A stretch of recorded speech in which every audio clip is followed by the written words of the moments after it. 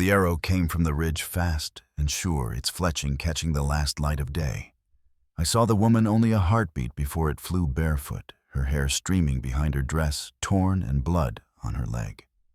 Men's shouts carried across the rocks, cruel words cutting through the dry wind. I kicked my horse hard, closing the distance, and as she stumbled, I reached down, hauling her up behind me. The shaft struck my arm like fire, but I kept riding the pass ahead, our only way out. Before I tell you what happened after we broke through that gap, let me know where you're listening from in the comments, and tap like and subscribe if you've ever stood in that one moment where the choice you make changes everything.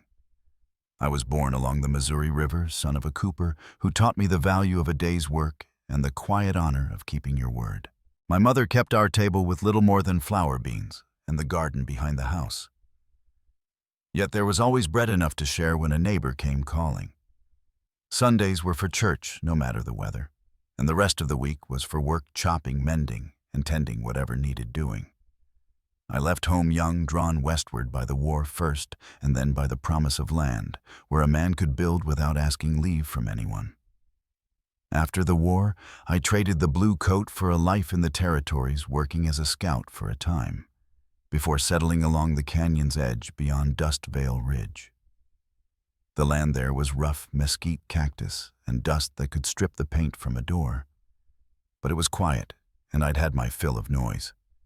My cabin was plain timber and stone set against the bluff, so the wind hit it less. The days were my own, spent breaking colts, mending fences, and trailing strays when a post rotted through. In town, men spoke quick and loud, chasing dollars from the railroad or land speculators, but I kept to myself. My world was measured in hoofbeats, the weight of a rope, and the scent of sage after rain. I had long since learned that keeping to the edges kept a man out of trouble. But trouble doesn't always respect boundaries. It can ride right up the trail you thought was yours alone. That afternoon, I was trailing two young horses that had slipped the fence down by the creek. I'd been following their prints for near an hour when I rounded the ridge and heard it that first shout, followed by the pounding of hooves. In another breath, I saw her running and the men behind her. I didn't think, didn't plan. My horse was moving before my mind had caught up, and by the time the arrow hit, we were already bound for the narrow cut that would hide our trail. By the time we reached my cabin, the sun was gone, and the cold had set in. She hadn't spoken not a word, but her eyes never left mine. As I swung down from the saddle, the blood from my arm was dripping into the dirt, and the wind carried the smell of smoke from my own chimney. I knew nothing about her, not her name, not her story. But I knew the men chasing her hadn't been looking for justice. And as I opened my door to let her inside, I couldn't shake the sense that whatever had started out on that ridge was far from finished. The cabin door closed behind us, shutting out the cold wind that carried the last shouts from the ridge. Sana stood near the hearth, her eyes moving over the plain table, the cot against the wall, the stack of wood by the door. She didn't touch anything, didn't ask where she was. I moved to the stove, set the kettle on, and cut the sleeve from my coat where the arrow had torn through. Blood was running down into my hand, but I kept steady. She stepped closer without a word, found the rags in the crate by the wall, and poured the boiling water over one. Her hands were calloused, certain not the work of someone unaccustomed to hardship. She cleaned the wound, wrapped it snug, and tied it off with a strip of cloth. When she was done, she stepped back and returned to standing by the hearth. I set a tin of beans to heat, sliced the heel of bread, and poured 2 cups of water. She took hers and drank the steam curling between us in the lamplight. We ate without speaking. The wind rattled the shutters, but inside the fire caught and threw light against the walls. She stayed wrapped in the blanket I'd handed her, bare feet tucked beneath the hem. By morning, frost had settled along the edges of the window panes. I woke before first light, my arms stiff, but the bleeding stopped. Sana lay near the hearth, the blanket pulled tight, her breathing even. I built the fire back up, the smell of pine smoke filling the room. When she opened her eyes, they were clear and alert, as if she'd never been fully asleep. I poured coffee into 2 tin cups, set one near her, and nodded in greeting. That was when I heard her voice for the first time, a single word, her name. Sana. I answered with mine, and that was all. After breakfast, I stepped outside to check the corral. My arm ached, but the post I'd set last month still held. Sana followed, carrying a bucket to fill the trough. She didn't speak again, but she stayed close, moving with quiet purpose. We gathered fallen branches from the ridge, her deerskin dress brushing against the dry grass. By midday, she had taken to cleaning inside the cabin, sweeping with a cedar branch broom, wiping the table and straightening the cot. I didn't ask her to, and I didn't stop her. That evening, I boiled potatoes from the root cellar and gave her the larger portion. She hesitated, then accepted. I'd seen enough over the years to know what might have driven her here: raids, false accusations, or grudges played out on anyone close at hand. She didn't offer her story, and I didn't press. The next days found us settling into a rhythm. She kept the fire steady, mended a tear in my coat where the arrow had gone through, and watched the hills when she stepped outside. I noticed she always checked the windows and latched the door before nightfall. One evening, clouds crowded the stars, and the wind clawed through the cracks in the wall. I was by the table oiling my rifle when I reached into a drawer and pulled out an old keepsake, a black crow feather I'd carried since my days as a scout. I offered it to her without speaking. She took it in both hands, her eyes meeting mine for a moment, before she whispered, "Thank you." The days grew colder, and the air smelled of snow higher up in the mountains. My arm had begun to heal, though the muscle pulled when I lifted anything heavy. Sana noticed and took over the bandage work without being asked. As she unwrapped the cloth, she said her mother had been a healer. The words came flat without softness. "Before they married me off," she added. I didn't ask more, and she didn't explain. Later, as she boiled water for coffee, she asked if I wanted to know what she'd done. I told her only if she wanted to say. She stood by the stove, her voice even. She had refused a marriage to a man older than her father. Her uncle called her cursed, and the elders believed him. She left before they decided her fate, and to justify chasing her, they told settlers she'd stolen a horse. Her family hadn't stopped them. "You still want me here?" she asked. I told her I wouldn't have brought her if I didn't. That afternoon, while she hung linens to dry, I worked on a post for the corral. A figure appeared on the west trail, a slim man in a blue canvas coat, smiling without warmth. He said he was looking for a half-wild mare and figured he'd check the ridge. I stepped between him and the cabin, told him I hadn't seen one. His eyes slid past me toward the laundry and the shadow of a woman inside. "Thought I saw someone," he said. "You saw me," I answered. The pause was long before he tipped his hat and rode off toward Dust Vale. When he was gone, Sana came out, her hands still damp from wringing cloth. "You know him?" she asked. I shook my head. "But he knows you're here now?" She didn't answer, only watched the trail until the rider was gone from sight. That night I cleaned my rifle again and checked the windows twice. She moved quietly, but her steps carried readiness, not fear. After supper, she sat beside me for the first time, her shoulder brushing mine. Her hand touched my knee, and she asked, "If they come again, will you fight?" I said yes. She nodded once. "Then I will too." The wind rose outside, sending dry leaves across the porch. Inside, the fire burned low, throwing long shadows on the walls. Neither of us spoke, but in that quiet there was a kind of agreement. This was no longer just a place to hide, it was a place worth defending. The wind changed direction by morning, carrying a sharper bite down from the high ridges where the first snow had already touched the pines. I stepped outside to fetch kindling from the lean-to, my breath showing in the air. When I came back in, Sana was at the table unwrapping the old bandage from my arm. The wound was closing well, though the flesh around it was still tender. She worked in silence, her fingers steady, My mother was a healer, she said after a while, tying the cloth snug. She taught me before they married me off. Her voice held no tremor. I nodded, not asking more. The days had settled into a pattern. I checked the fences, and the horses repaired whatever needed mending. Sana kept the hearth warm, kept the cabin clean, and saw to the food. She moved without hesitation now, each task taken up, as if she'd always done it here. Still, there were moments when her eyes swept the ridge or lingered on the west trail. I knew she was listening for something beyond the wind. One afternoon, the sun just starting to dip, I was working a loose plank on the east wall when I spotted movement far off. A lone rider approached from the west, same trail the man in the blue coat had taken. As he drew closer, I saw it was him. He rode in slow, smiling in that easy way that didn't reach his eyes.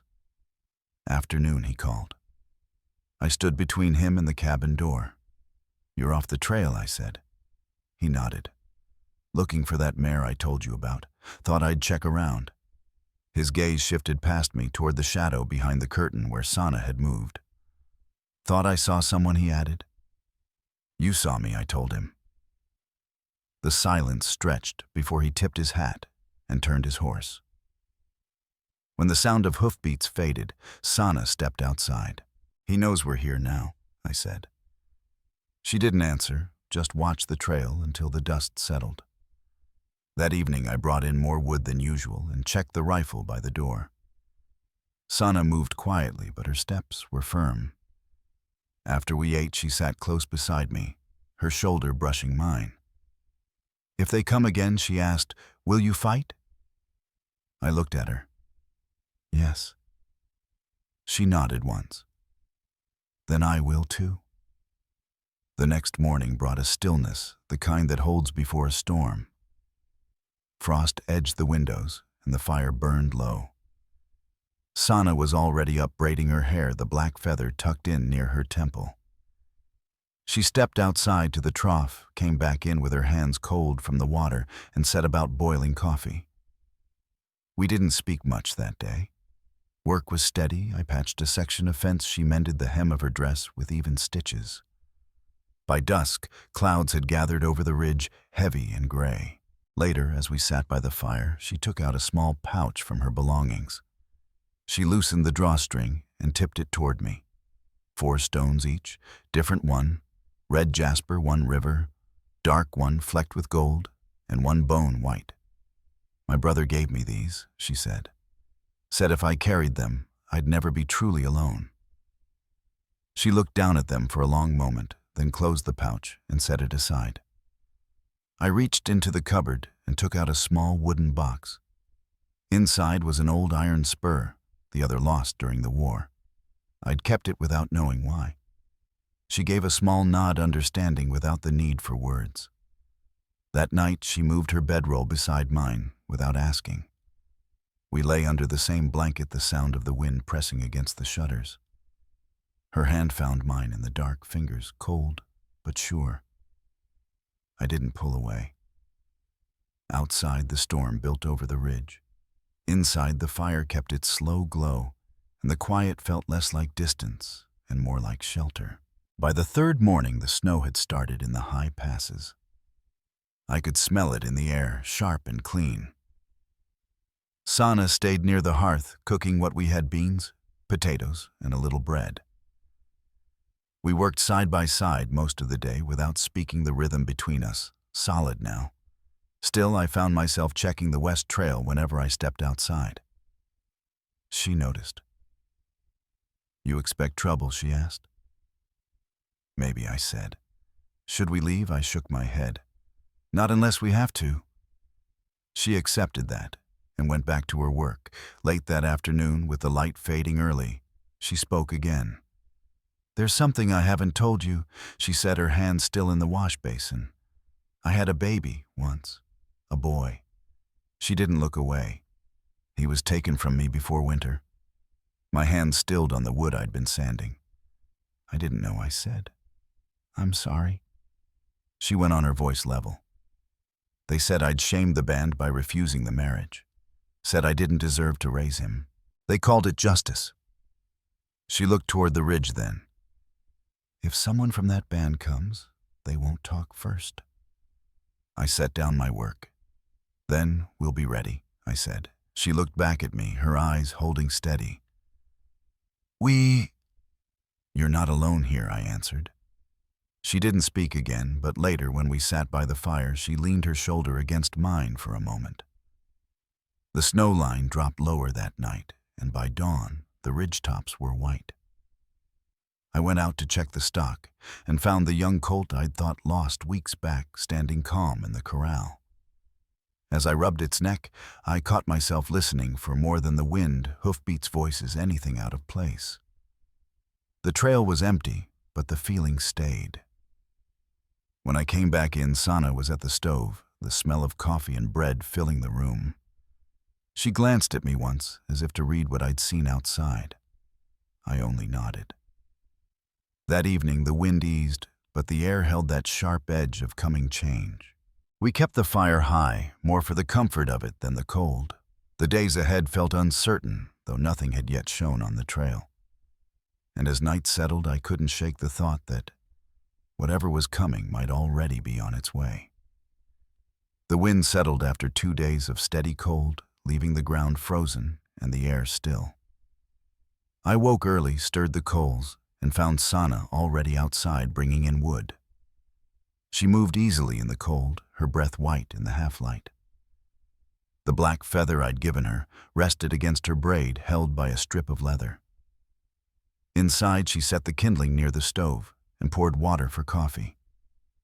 While she worked, I asked if she wanted to ride out past the ridge. She glanced up, her eyes steady. "I need to see it again," she said, "to know I'm not running anymore." I saddled the gelding, and 10 minutes later, she was behind me, arms around my waist, as we took the same narrow pass I'd used to carry her here weeks before. The land below was all shadow and frost, the dry arroyo stretching toward the horizon. At the ridge's edge, we stopped. Sana slid down first, standing near the drop, her arms crossed against the wind. "This is where they saw me," she said, "where the arrow flew." I dismounted and stood beside the horse, letting her speak. "I used to think I'd die here, or worse, be taken back and made quiet again." She turned to me. "I'm not quiet now." I met her eyes. "Not with me," I said. She was silent a long moment before asking, "When you took that arrow, why did you do it?" I didn't look away, because you didn't deserve to fall in front of men like that, and I wasn't going to let it happen. She gave no reply, only stepped back to the horse, climbing into the saddle for the ride home. By the time we reached the cabin, the sun was low and the air smelled of snow. Sana carried the saddle blankets inside while I rubbed down the gelding. Over supper, I asked if she ever thought about leaving again. "No," she said. "Do you know?"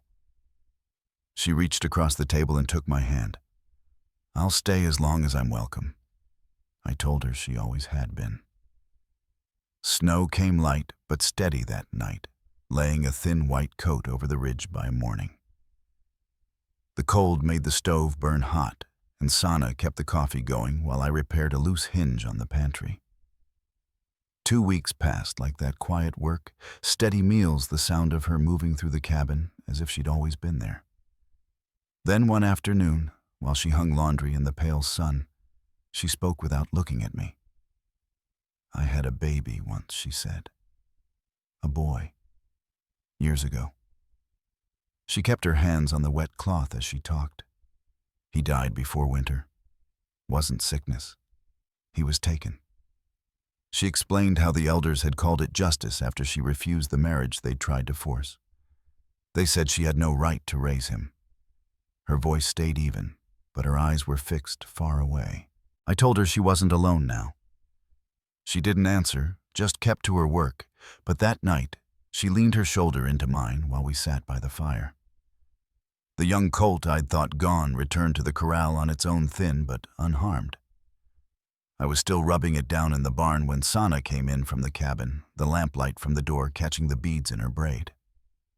She stood there a moment before saying, "If you ever want to go into Dust Vale again, I'd go with you. I looked at her, thinking of the men there and the stares she'd draw. Even after what happened, she nodded. I'm not afraid of them anymore. Not with you. I didn't answer then, just went back to work. Later, in the quiet of the cabin, I took my mother's silver ring from the drawer near the hearth. It was smooth from years of wear, simple and unpolished. I set it in her hand. I don't have the right words, but if you'd stay as my wife, I'd be better for it. She looked from the ring to me. I've already stayed, she said. Now I'll stay for good. That night, as the snow thickened outside, she told me she was late by 2 moons and believed she was carrying. I put my hand over hers where it rested on her stomach. Then we billed for more than 2, I said. She leaned into me, her face against my neck, and we stayed like that until the fire burned low. The next morning, frost rimmed the windows, and the sky had cleared. We stood together on the porch, coffee in hand, watching the light spread over the canyon. The ridge was white, the air sharp. I told her I'd been thinking about that trip to Dust Vale, about the seed sugar and salt we needed. She was quiet a moment before asking if I thought it was safe. No, I said, but it's time. We left for Dust Vale 2 mornings later. The air was sharp and dry, the kind that cracks the skin, and frost still clung to the shaded parts of the trail. Sanna rode behind me on the gelding, the saddlebags heavy with coins, and a short list of what we needed: seed sugar, salt, matches, and tobacco. We didn't talk much on the ride, but her arms around my waist and the steady rhythm of the horse made the miles pass. By the time the town came into view, the sun was high, throwing light over the warped porch boards and faded signs. The same saloon leaned under its own weight, and the livery looked no better than the last time I'd passed through. We headed first for the general store. Inside, the air smelled of flour and kerosene, the counter worn smooth by years of elbows. Sanna walked the narrow aisles without hesitation, pulling what we needed while I paid the shopkeeper. A few men glanced up as we passed, some looking away, quick others holding their stare a beat too long. On the way back toward the livery, a voice called out from across the street. Well, look who made it through winter. The man leaned against the saloon's porch rail, the same rider from weeks back, still wearing that easy grin. I kept walking, my voice low enough to carry only to him. She's not yours to look at. The smile faltered. Ain't causing trouble, just saying hello. Sanna's hand brushed my elbow, a quiet signal to leave it be. We mounted up without another word and rode out. The trail home was quiet except for the sound of the gelding's hooves breaking the crust of frost. By the time the cabin came into sight, the sun had dipped, painting the ridge in golden shadow. We unpacked the supplies and Sanna moved through the small space as if she'd never left it. Supper was bread and beans by the fire. Afterward, I went to the drawer near the hearth and pulled out my mother's silver ring. It was plain, unpolished, worn smooth with time. I held it out to her. If you'd stay as my wife, I'd be better for it. She looked from the ring to me. You sure? I nodded once. Never been more. She slid it on without hesitation. I've already stayed, she said. Now I'll stay for good.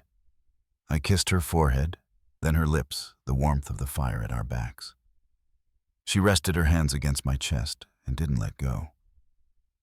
Later, under the quilt, she turned toward me. There was a faint uncertainty in her eyes, but her voice was steady. I think I'm carrying. My breath caught. You're sure? Late by 2 moons, she said. I feel it. I placed my hand gently over her stomach. Then we billed for more than 2. Her eyes shone in the firelight, but no tears fell. She leaned into me and we stayed that way until the fire burned to embers. The next week brought clear skies and cold mornings. We worked side by side. She mended the worn quilts and stitched new beadwork into the hem of her dress, while I cut and stacked wood for the rest of winter. Each day started with coffee on the porch, the canyon below still and pale. Some days she rode with me to check the trap lines, her cheek resting against my shoulder on the way back. Evenings were quiet, the sound of kindling catching in the stove, and the smell of bread filling the room. One afternoon, while I sharpened my knife on the porch, she came from the line where laundry hung between the barn and shed. She stopped in front of me, her hands still damp. "There's something I haven't told you," she said. I set the knife aside. Years ago, before they cast me out, I had a little boy. He was taken from me. Said I'd shamed the band and didn't deserve to raise him. She kept her voice even, but her hands locked together in her lap when she sat beside me. "If anyone from that band comes, they won't talk first." I didn't look away. "Then we'll be ready." She met my eyes for a moment, then leaned her shoulder against mine. We sat like that until the light began to fade. That night the wind shifted, bringing the scent of snow from the high country. I walked out to the barn to check on the mare and found the young colt bedded down beside her, calm, as if it had never been gone. I rubbed its neck, the leather of my gloves creaking, and thought about what Sana had told me. When I stepped back inside, she was by the fire, the lamplight catching the beads in her braid. She looked up. "If you ever want to go into Dust Vale again, I'll go with you." I raised an eyebrow. "Even after what happened, I'm not afraid of them anymore," she said. "Not with you." I crossed to her and brushed a kiss against her forehead. "You sure?" She nodded. "Only if you want to." We didn't speak much after that. The fire settled low, and we sat close, the sound of the wind outside fading to nothing. By morning, frost lined the edges of the window, but the sky was clear. We drank our coffee on the porch, watching the light spill across the canyon. The ridge looked quiet, but I found myself glancing toward the west trail more than once. Something in the stillness felt like it was holding its breath. The cold stayed longer than I expected, the ground still frozen each morning, though the days were growing brighter. Sana had taken to walking the ridge at first light, her braid catching the pale sun, the black feather dark against her hair. She'd return with kindling in her arms, and we'd start the day in quiet sharing coffee before heading to our separate tasks. One morning, while I was repairing a loose hinge on the barn door, she came to me carrying a strip of cloth wrapped around something. "For the baby," she said, simply placing it in my hands. Inside was a small bundle of soft leather she had sewn herself, the stitching careful and tight. "It will hold," she added, then went back toward the cabin without waiting for thanks. I stood there a moment before setting it aside in the loft, where the sun came through in thin lines. The next days followed the same rhythm.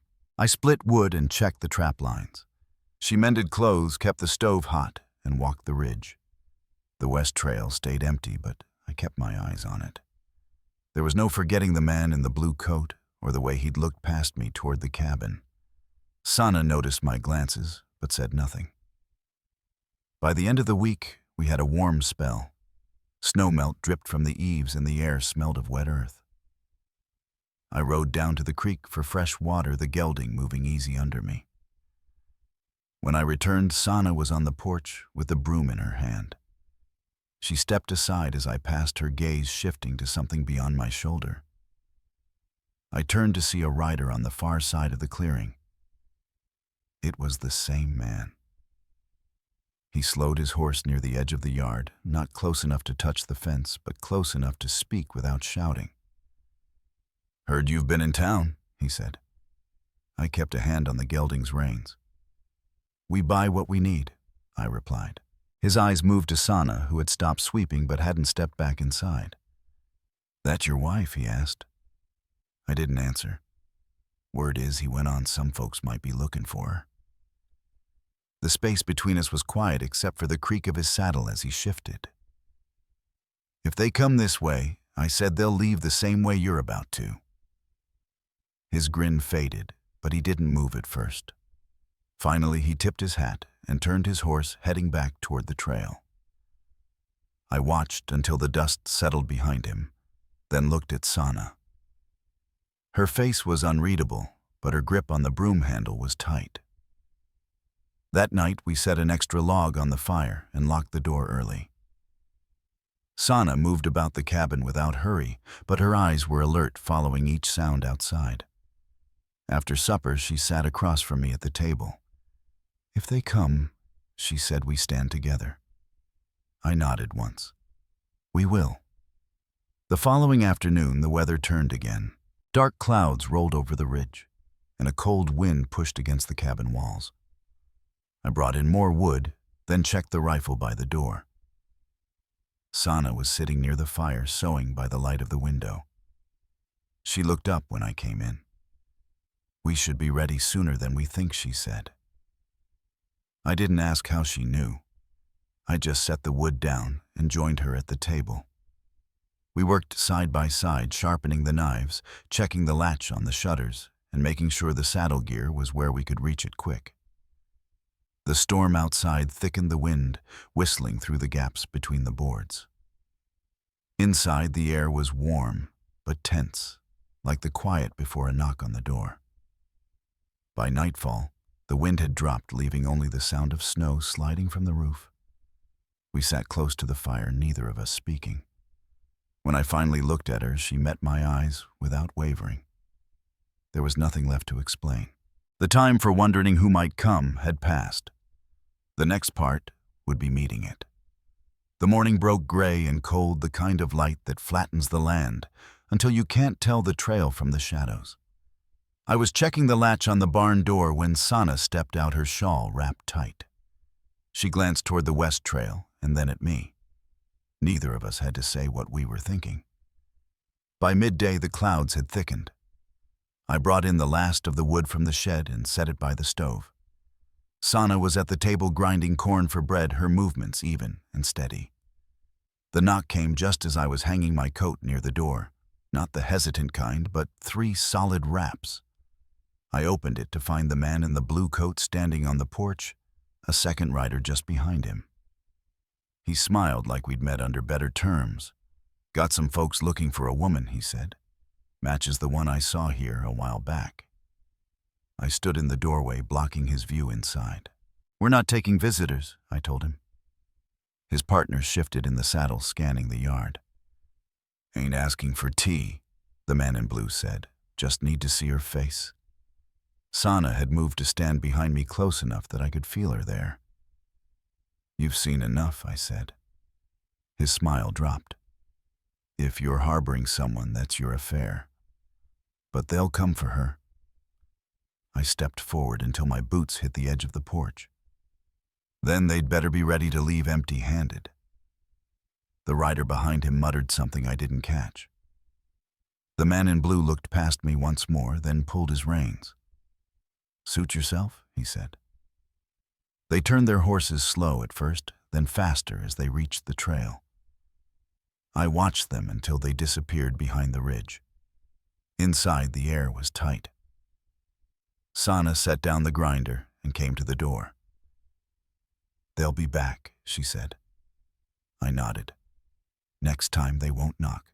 We spent the rest of the afternoon checking what we had powder shot and enough food to hold out if it came to it. She mended a tear in the blanket while I tightened the hinges on the shutters. The work kept our hands busy, but the quiet between us was heavier than before. That night, we didn't bank the fire low. I sat with my rifle across my knees, the lamplight throwing long shadows on the wall. Sana sat across from me, sewing by the light, her eyes flicking toward the window now and again. The wind outside carried the scent of snow again, sharper than before. Near midnight, a faint crunch came from the direction of the corral. I set the rifle aside long enough to pull on my coat. Sana was already standing, her hand on the pistol we kept by the door. We stepped out into the cold together, the snow reflecting just enough light to see the fence line. The horses were restless but unharmed. No shapes moved along the ridge. We stood there a long moment before going back inside. At the door, she touched my arm. "When they come, we don't run." I met her eyes. "No, we don't." The fire cracked as we closed the door, and the cabin seemed smaller, the walls holding in more than just the heat. By morning, the trail showed no new tracks, but the air still carried that waiting stillness. I split wood while Sana worked the stove, each of us listening for a sound that didn't belong. The day passed without it, but neither of us stopped listening. That evening, as the light faded, Sana placed the pouch of stones her brother had given her on the table.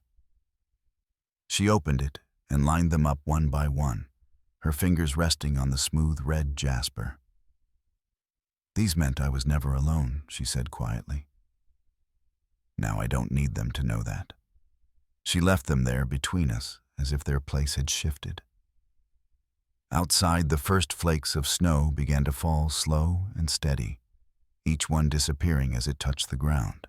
We stayed at the table until the fire burned low, the sound of the wind rising again beyond the ridge. By morning, the snow lay in a thin crust over the yard, the kind that cracked under a boot heel. The trail beyond Dust Veil Ridge showed no sign of riders, but Sana and I knew that didn't mean we'd seen the last of them. The first to appear was Sheriff McClary riding up with 2 deputies and the circuit judge in tow. Their breath steamed in the cold air as they dismounted. The sheriff met my eye, then glanced toward the cabin door. "Heard you had trouble yesterday," he said. I told him what I could without wasting words. Sana stayed inside, but I felt her presence behind the door. When the man in the blue coat returned that afternoon, he wasn't expecting a lawman waiting in the yard. The sheriff stepped forward before the rider could speak. "You're looking for someone who doesn't belong to you," McClary said flatly. The judge's voice carried from the porch. "You've no claim here. Leave or face charges." The man's smirk faltered, and he shifted in the saddle. "She's one of ours," he muttered, but the sheriff didn't budge. "Not anymore," McClary said. "And not ever again." The blue-coated rider turned his horse without another word, heading west, with his partner close behind. We watched until they vanished beyond the ridge, their shapes swallowed by the snowlight. That night, the cabin felt different. The air was warmer not from the fire, but from the space we'd earned. Sana set the pouch of stones back on the shelf, her hands lingering there for a moment before she turned to me. "We can stay," she said. I nodded. "For as long as you want." In the days that followed, the wind eased and the snow melted from the south slope. We repaired the corral, set new posts along the fence line, and saw to the horses. The land felt steady underfoot again, though the ridge still held the memory of what had passed. One evening, as the sun dropped behind the hills, Sana and I stood outside watching the last light catch on the bare cottonwoods. "You could have sent me away," she said quietly. I told her some things were worth more than keeping to yourself. Out here, trust was a rare coin once given. It bound people tighter than iron. That night, with the fire low and the lantern casting a small circle of light on the table, I realized the fight had changed us both. The West could strip a person down to nothing, but it could also give back more than you'd thought to ask for a place to stand and someone willing to stand with you. If you've walked that kind of road, you know it's not the dust or the distance that stays with you. It's the company you keep along the way. And if this story finds you tonight, I hope you remember the worth of standing your ground and the power in choosing who shares it with you.